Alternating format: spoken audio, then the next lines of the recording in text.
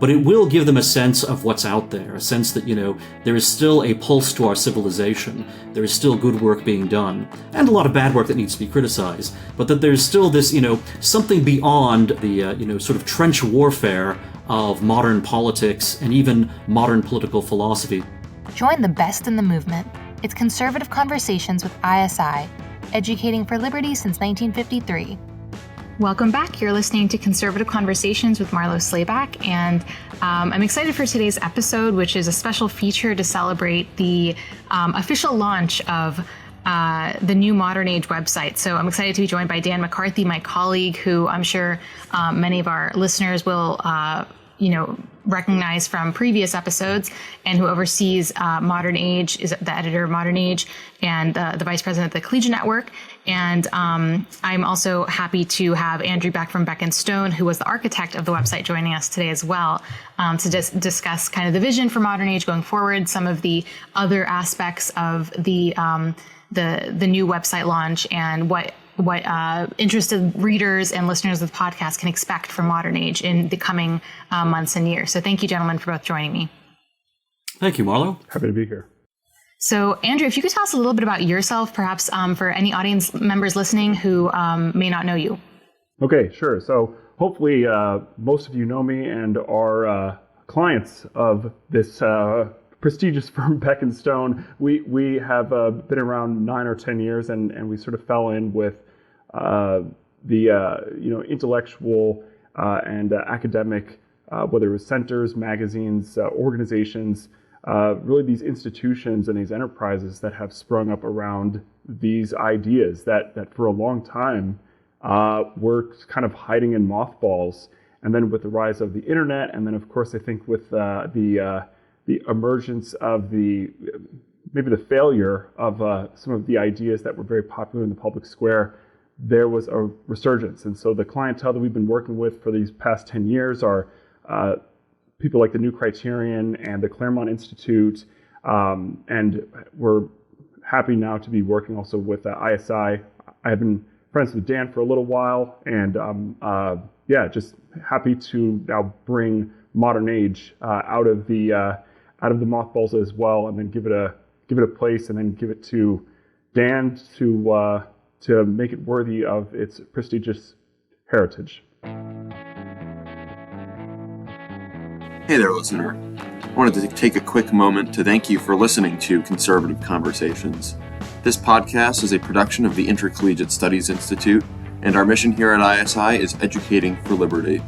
If you'd like to join us in fulfilling our mission, consider helping us by rating and reviewing this podcast on Apple Podcasts, Spotify, wherever you listen, to help us reach more listeners like yourself. Now, back to the show. Thanks, Andrew. And maybe both of you could tell our listeners a little bit about the philosophy of the website launch. Maybe throughout our conversation, we'll talk more about especially the aesthetic philosophy, I think, and how the importance of this in not only conservatism, but to approaching the user experience with the website, which will obviously be much more, I guess, focused on day-to-day issues, but also obviously the perennial ones as well. So maybe, Dan, you could tell us more about what that process looked like, some of the considerations you made, and the fruit that is now the launched website. Yeah, so Modern Age has been an integral part of the conservative conversation and the conservative mind since it was founded by Henry Regnery and Russell Kirk back in 1957. And it started out, and continues to this day, as a print publication that is published on a quarterly schedule. And we're very happy with the print magazine. It has a wonderful, elegant, traditional design. It's a little bit different, actually, from the look that it had back in 1957, but it's very, very similar. It has, vermilion and olive borders. So National Review is famous for its blue borders. At Modern Age, we have vermilion and olive as our color scheme. And we present the contents of the issue in a very, sort of elegant and hopefully occasionally witty form on the cover of the magazine. So it's very much a textual product. It is, it's designed to be easy to read, attractive to read, something that really brings in, anyone who wants to pick up, Modern Age at the newsstand or who receives it as a subscriber. And I'm very pleased, actually, here in the 21st century by the number of compliments I receive from editors and designers, layout editors at other publications. They really love the traditional design of the print version of Modern Age. The challenge, of course, is when you have something that has such a distinct identity in print, how do you put that on the website in a way that doesn't look like it's just an afterthought? And in fact, that's a question not only for design, but also for content and material for the essays. Modern Age has prided itself for over 60 years now on having really in-depth essays and reviews. And it's been the meeting ground for a lot of the key debates within the conservative movement over the course of those decades, the really intellectual debates. So, for example, it's the place where Russell Kirk criticized libertarians and called them chirping sectaries. But it's also a place where you could find Ludwig von Mises and Murray Rothbard talking about libertarianism and why libertarians were right and why they thought that many of their conservative friends were wrong. It was a place where Frank Meyer would write some of his deepest and most theoretically informed essays on his philosophy of fusionism, trying to bring together traditionalism and libertarianism. So in fact, if you go to the website now, if you look in a section on the homepage, scroll down towards the bottom and you'll find a section called From the Archives. There's some wonderful classics there, not only from Frank Meyer with, his best essay, it's called Western Civilization, The Challenge of Freedom, his best essay on fusionism, but you'll also find classics from Harry Jaffa and a number of others. There's this wonderful piece by Felix Morley, who's a kind of overlooked giant of the early conservative movement in the 1950s. Felix Morley was actually the editor of the Washington Post at one point, if you can believe that. But he was a conservative and really a libertarian conservative. And he has this great essay, which actually first appeared in the very first issue of Modern Age in 1957, called American Republic or American Empire. And we've represented that on our website as well. One of the great things that Andrew has been able to achieve, working with us on the design for the new website, is to really elegantly integrate the classic archival material with material from the latest issues of the print magazine, as well as original web content. So we basically want to make sure that we have this sense of continuity and the permanent identity that Modern Age has developed for itself. And it's not simply, like many websites are, a place simply to put up and spotlight material from print. Rather, it's a place where we're going to have a mixture of new content plus the classic material from print, plus, material from the latest print issues. And you'll see, at the very top of the site, there are, the 4 most recent articles. Now, some of those are, most recent in the sense of coming from the latest print issue. Some of them are most recent in the sense of being newly commissioned web articles. But also, anything that we've newly added to the archives that we've put online for the first time will also be presented in that area so that readers can see it, see that there has been an addition from the archives that's really powerful, and get the benefits of it right now. We'll be putting up, for example, Wilmore Kendall's classic essay, The People versus Socrates Revisited, in which he suggests that perhaps Athens had good reason to execute Socrates. So there are provocative, legendary pieces like that, which really deserve to see the light of day once again in the 21st century. And now, I'm talking about all this wonderful content we have. We have, an editorial spotlight. We have the most popular feature. Those kinds of things which, some websites have them, some websites don't. But we have, I think, the best combination of all these elements. But here's the thing. We have so many different types of essays we've published over the years. We have such a mix of, new material, print material plus archival material, that it's very challenging to integrate all these things together in a design that makes sense for all of them, and that makes them all look like they're part of the same family, part of the same conversation over generations and over the decades. And that's really what Andrew was able to do with a lot of input from us. It was a lot of back and forth, which, by the way, I think is one of the most constructive things about this experience. So Andrew and his firm, they've done tremendous work with a lot of other conservative organizations. So as soon as I knew that we needed to revamp our website, I thought Beck Stone, they are my top choice. I want to really, be able to work with them. But I also realized, I've been through a lot of redesigns. I was the editor of the American Conservative, and we did a couple of redesigns on the American Conservative website. There have been redesigns of the ISI website in the past, which sometimes have not worked out so well. So I knew what the pitfalls were, and I know that even if you deal with the best possible design firm like Beck Stone, there can still be, just misunderstandings, because programmers don't intuitively understand necessarily aesthetics. And aestheticians don't necessarily intuitively understand magazines and, how we write headlines, what length they have to be, what the constraints are upon us in terms of image selection. I find all of this stuff fascinating. I hope listeners and viewers also enjoy kind of the background here, because, it's easy to look at a website that's, really elegantly designed and think, oh, this looks beautiful, and I'm enjoying reading these articles, and to think, oh, this must have been effortless. If it's effortless to read, it must have been effortless to create. And Andrew will testify that, that is not the case, that a lot of effort went into this. A couple of late nights, in fact, several. I recall, very clearly a Friday afternoon where, everyone was basically done for the day. And Andrew said, maybe we should have a conversation about, a feature, actually one of the top items on the website in terms of design features that really wasn't working out the way it should have. So, he and I and Hannah Rowan, the managing editor of Modern Age, we all got on a call and we spent, a good, maybe 2 hours brainstorming different possibilities for basically how to feature the top article on the website, the very first thing you see when you go to the homepage. By the way, the URL is modernagejournal.com. And, while you're listening to and watching this podcast, you can open another screen and look at modernagejournal.com and kind of see the things that we're talking about. So that's my perspective on, both the legacy of Modern Age and also what we were trying to achieve by bringing it into the 21st century and making available these deep riches that we have cultivated over the course of decades and that we're continuing to expand upon and, further and advance, and make that something that now a much wider audience on the internet can enjoy. So, Andrew, what were your experiences like in heading into this and making it happen? Yeah. So, Dan, I mean, first, you're just far too kind, and this is one of those things where we're of course talking to the world as we think that we're putting out things like podcasts and websites, but really these are things that we are making. They are containers. They are presentations of things that the few find, and it isn't because that is because there's anything wrong with them. It's actually because there's something right about them. All these various conversations, these challenges, these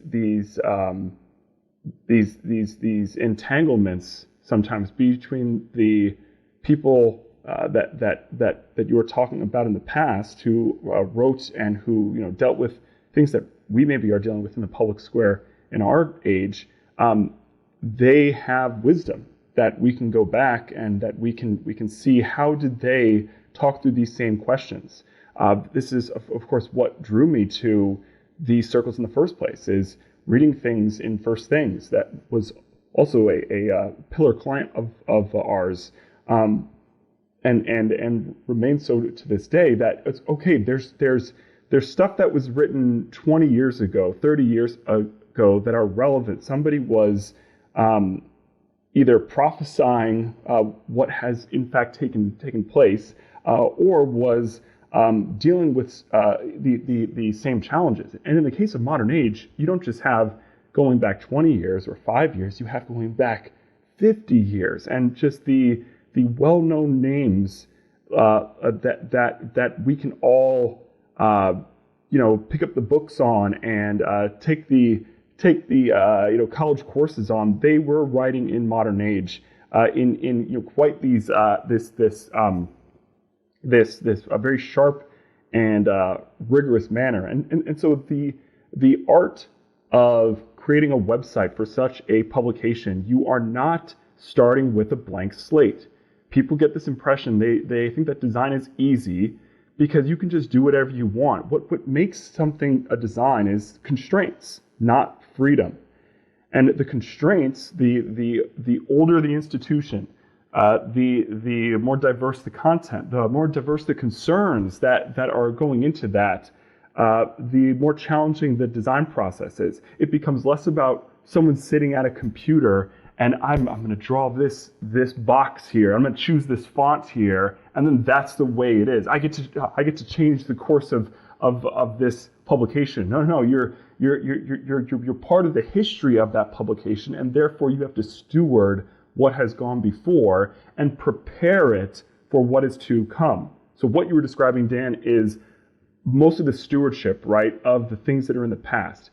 that always means, as a firm, you are wanting to empower editors. That is the primary goal of these website redesigns. It's the editors are the ones who are in the weeds. They care about this stuff. They know the ins and outs of it, and you need to give them the ability to not only create new content, but to curate the content from the past. And so whether it is a site like the New Criterion that we did, and we actually have a redesign coming out soon. I hope James Panero doesn't fault me for saying that now, but it's right on the heels of Modern Age. Or with a site like this, curating the past becomes very important for the reasons I discussed. But since we are in history, we need to understand that something is relevant. Something that will be relevant is something that is happening now. That somebody is actively creating now. Yes, it's based upon what has come before, but there is a creative process, and so giving writers something to aspire to be published in, I think, is an important aspect of one, having a print magazine, but then also having a website that looks prestigious. I know I keep using that word, but it's both how I want people to work at Beck Stone. I want them to look at our clients and look at the work and say, I like there is a prestige that is attached to good things, both aesthetically and substantively. Now, I can mention that before we started the conversation, I told Andrew, I thought it'd be good to talk about a few of the other clients that Beck Stone have worked with.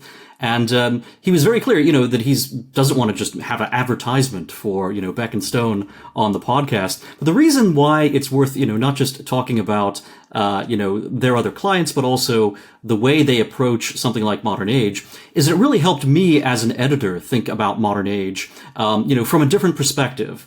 And to recognize, not just to take for granted, which, I already do, the, sort of importance of our work, but to recognize what other people see in it and to see that, even things from our past that I had never noticed before or had never been at the forefront of my consciousness, became things that Andrew, for example, would notice and would then inspire us to new and further thoughts. So, for example, back in the old days, we occasionally would use, in old days, we're saying, 1950s, 60s, 70s, we would occasionally use almost a clip art image of a little eagle on, the cover of the magazine or in other places. It wasn't really a symbol of Modern Age. It was just, almost like I say, a piece of clip art that we occasionally used. But Andrew noticed that and said, hey, this is kind of an intriguing thing. Now, at the moment, we're not actually using that as an emblem or anything like that.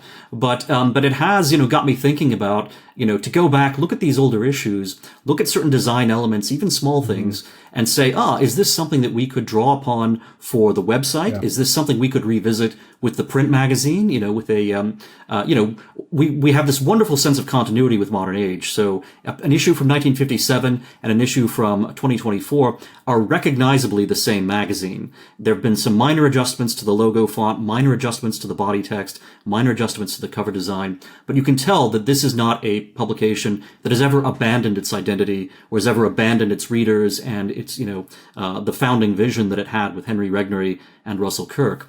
But there are elements that change over time. And sometimes, the evolution for the future requires looking back at what succeeded in the past as well and adopting some of those elements. So, I was very happy to work with designers who understood that and who understood not just the aesthetic philosophy we needed, but also had some grounding with conservatism and, understood what we were trying to do in terms of our own thought as well as our product. So how would you describe Modern Age's positioning relative to not only legacy media, so your New Yorkers, your different, mainstream publications that come in both print form and online, but also your more niche, faith-based, conservative publications, anything from First Things to The Lamp has been one of my most recent favorites that is a little bit newer, but comes in both print and online, print and online. What space is Modern Age going to occupy, and where do you hope that in the future what kind of audience do you hope to cultivate with Modern Age? We hear all this doom and gloom about the media, particularly traditional media like newspapers and magazines. But this is actually a very exciting time for publications of all kinds. It's a time of, great risk and danger for many of them, but it also is a time that demands an enormous amount of creativity and a responsiveness to your readership that you may not have had, in older times when there were fewer offerings. So publications have to have a strong sense of their mission, a renewed sense of their mission, in fact, and can't just get by on the kind of momentum that they may have had once, because Barnes & Noble or Borders Bookstore was carrying them on a regular basis. Now, you're exactly right, Marla. One of the phenomena that we've seen with the media in recent decades, and it seems to be accelerating, is the dissolution of a kind of mainstream of, an all-in-one source like a traditional newspaper, which used to have, it would have news, it would have opinion pages, it would have local, news as well as national, it would have international news as well, and it would have, a books and arts section, especially on Sundays. And that kind of omnibus publication is rarer and rarer these days. And instead what we have are a larger number of niche publications, including on the right. And that's not a bad thing, because these niche publications are able to go in depth on certain issues of concern to their readers that would have been impossible in an older omnibus-style publication. And they're able to really have deep conversations about specific issues that are important to different, sets of Americans and different readers out there. What's lacking, however, is that while it's a good thing to have that kind of depth and that kind of focus that many niche publications have, what's also needed is this larger sense of, the grand vista and this idea of bringing people together so that they can have a conversation as, a polity. And as a civilization, in fact, and not just as, people who are almost privatized in some ways by their own tastes and by their own interests and even by their own, commitments in life. Those things are good and they're healthy, but they also need to be, expanded and brought into conversation with other people. So Modern Age has a little bit of both of those elements. Modern Age has always been a traditionalist conservative publication, as befits a publication that was founded by Russell Kirk, that included Richard Weaver as one of its early editors. Richard Weaver, in fact, was basically the literary editor of the magazine for several years up until his death in the early 1960s. Modern Age is, a traditionalist conservative publication, but one that's always been interested in having the conversation with others on the right who are going to challenge the traditionalist position. And that's why you find people like Murray Rothbard, for example, and people like Frank Meyer presenting, views that are somewhat critical of traditionalist conservatism. But the other thing is that, it's not just a conservative magazine. It's also a magazine of the higher end of Western civilization's investment in literature and philosophy and the arts. And so we try to have, a broad mind, not just about politics and political philosophy, but rather about the roots of our civilization. And nowadays, one of the advances that one of our previous editors, our literary editor Sam Goldman from a few years ago, was very keen. This is beginning under the editorship of my predecessor, Peter Augustin Lawler. Lawler and Goldman wanted to have Modern Age talk more about film and television. And this is something that I was very keen to continue when I became editor in 2017. And so we, in fact, have a regular film and theater critic, because this is actually a filmmaker, Noah Millman, who is based in New York City.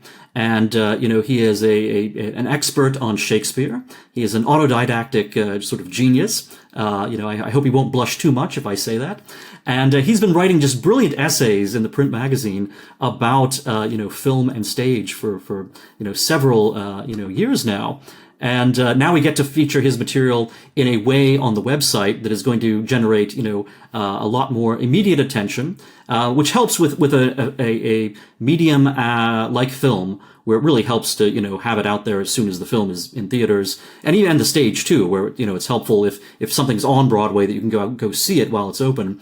And of course, with good criticism of the arts and, and film and stage and music, the idea isn't that everyone who reads the piece is going to be able to actually go and see the performance or the production themselves, but it will give them a sense of what's out there, a sense that, there is still a pulse to our civilization. There is still good work being done, and a lot of bad work that needs to be criticized, but that there's still this, something beyond, the sort of trench warfare of modern politics and even modern political philosophy, that there's actually this sense of, richness and depth to our aesthetic lives and our lives as, spiritual aesthetic beings, and not simply our lives as rational or utility maximizing, beings, or as politically motivated ones. So modern age has always, wanted to emphasize that angle of human experience as well, and the website allows us to do it in a more, comprehensive manner than ever before. What I would say is if we were going to try to position it in terms of Geist, so right, what is like the spirit of it? Dan, you may have some different words, but I feel like both with the literary, with the intellectual, with even sometimes politics and policy, but then still having culture, still having this like foot on the other side of the fence that is going to keep in mind what exactly is being fought for here, right? It's a magazine. It's a magazine of gentility, maybe is the word.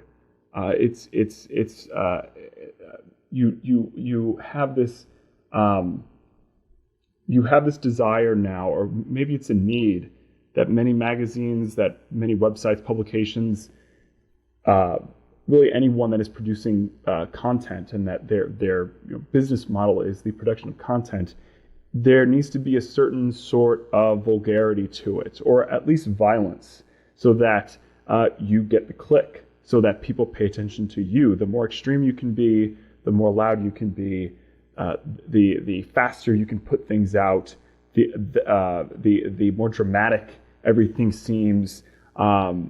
That is what makes you win. But what this does, of course, is it caters to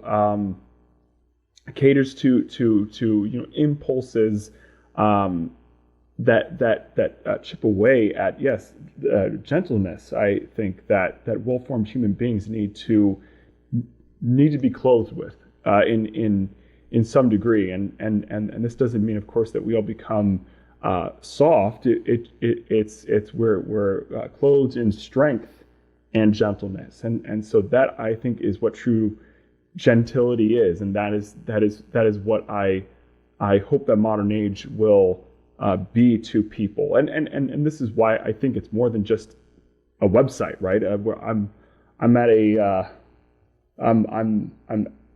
a firm, this place where we call ourselves a consultancy, brand consultancy, because the things that you make, all these various touch points, how your content is seen, but also how you talk about it, how the brand behaves on social media, the events you do, the people that you associate with, all this builds up an impression in someone's mind. This true construct called a brand, and that's what I hope that Modern Age's brand will do here through the website and through everything else.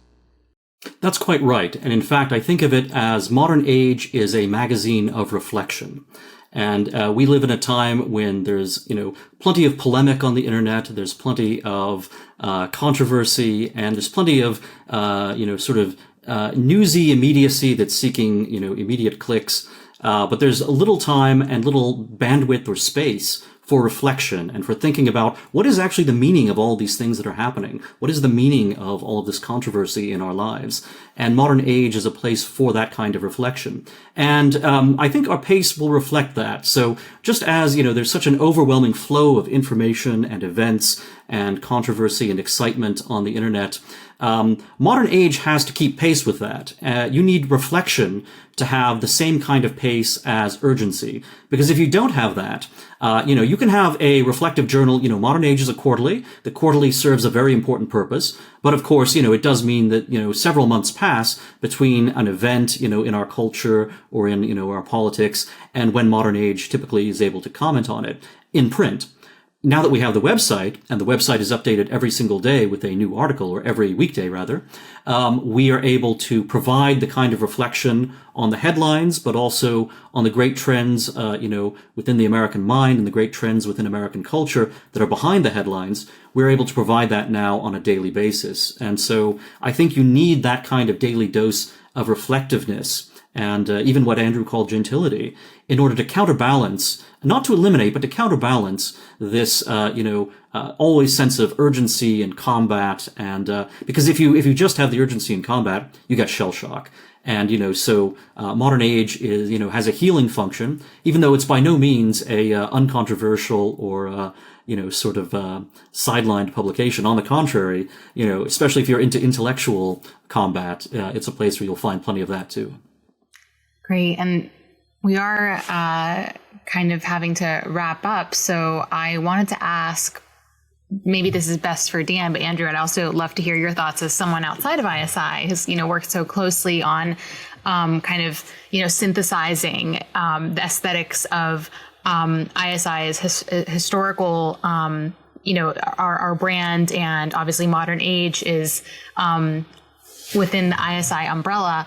How would you say this new chapter in modern age's history reflects ISI's perhaps vision for the future, and how, obviously we're seeking out the best and the brightest students to perhaps be on the front lines of the spiritual and political combat that we're all engaging in as conservatives?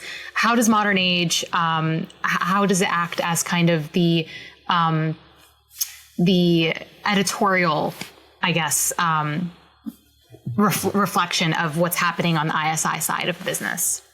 Yeah, modern age serves an invaluable function as a bridge. It brings together faculty members, many of whom teach at ISI's summer schools and other events. They're writing essays for modern age. It brings together students who usually are receiving modern age through ISI events and through subscriptions that we award them. But also, occasionally we do have students who are so advanced and so, such good writers that they're able to be featured in the pages of the magazine. And ISI also has a reservoir of brilliant staff.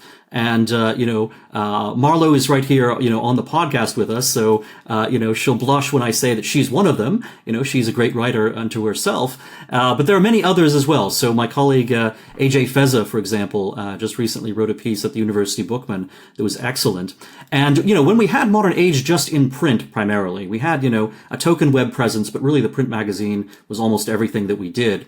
There were, relatively few opportunities then because of the schedule, only 4 issues a year with a limited number of pages. There are not enough opportunities in a publication like that to feature the great panoply of talented individuals who are involved as ISI, not just as faculty, and in many cases as students and graduate students, but also ISI staff members. Now there is more bandwidth, and literally more bandwidth, to feature, the work of more of our colleagues.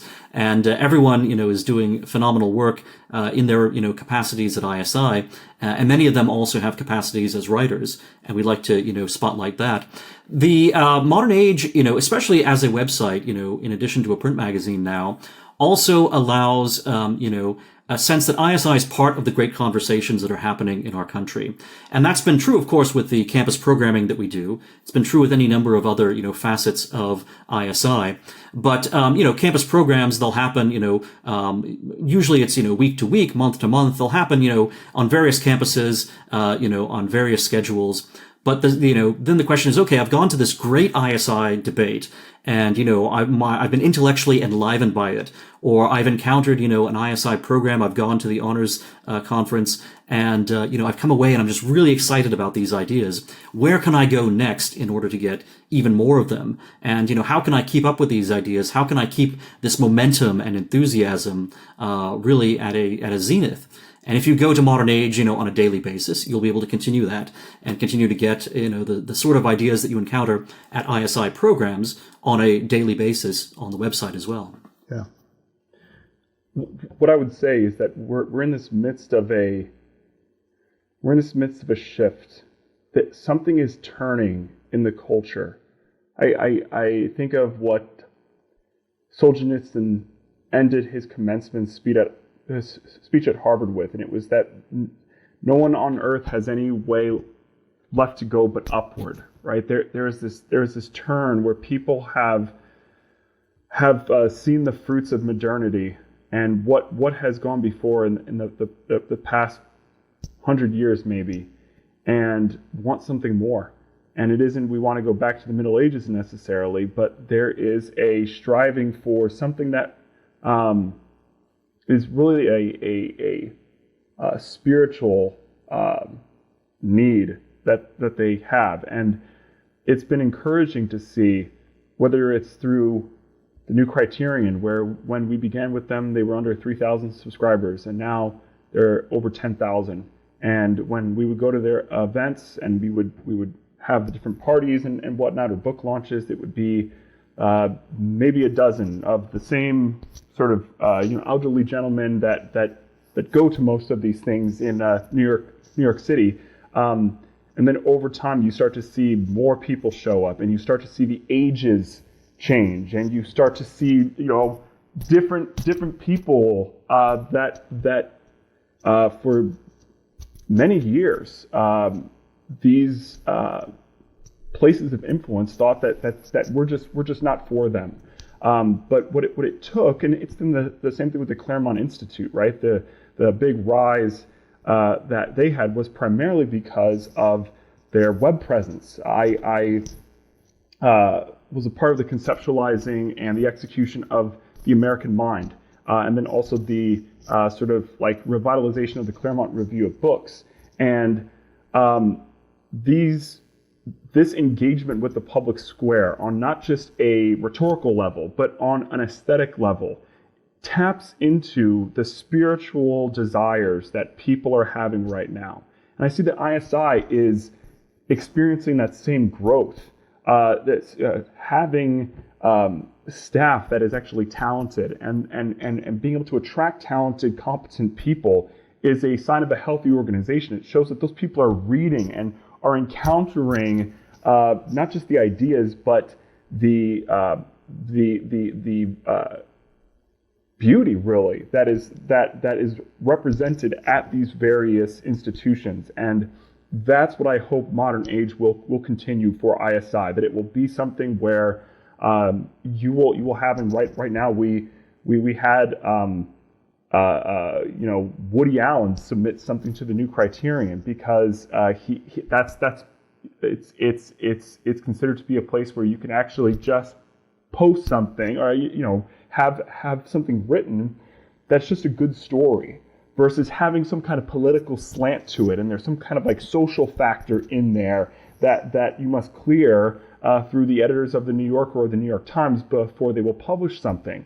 And so we have a golden opportunity right now, whether it's in conservative circles or libertarians or just anyone who is not part of this very calcified, suffocating status quo that has settled over our culture. We have a golden opportunity to capture, yes, the eyeballs and the interactions of young people, but we have the opportunity to capture really their spiritual gaze and turn them, yes, inward, but ultimately turn them upward. Well, thank you so much again, Dan and Andrew. I'm very excited to see what Modern Age has in store in the near future, some of the exciting things you're set to publish. And as a journalist by vocation, I guess, a kind of lifelong thing, I'm really eager to see the direction it takes. And, I don't think there's anyone better to be at the helm of such a project as Dan McCarthy. So It's an exciting time to be at ISI and to be, within reach of such a storied publication that has, been given this new breath of life. So thank you both for telling us a little bit more about Modern Age. And if there's anything else that you would recommend to our listeners, aside from perhaps looking at the new Modern Age, or perhaps anything that you would recommend they keep their eyes, just maybe sneak peeks for our listeners to expect something interesting to take place on the Modern Age website or be published there soon, what would you recommend? Oh, we've got all kinds of very interesting things coming up. We'll have, you'll see a Chris Rufo byline in the near future. We have a splendid interview with Naomi Wolf that has been conducted by our editorial assistant, Jillian Parks. We have many classics that will be, back in circulation for the first time in decades on the new website. And, you can look forward in the current issue of the print magazine. We have a really interesting review of Sohrab Ahmari's book, Tyranny, Inc.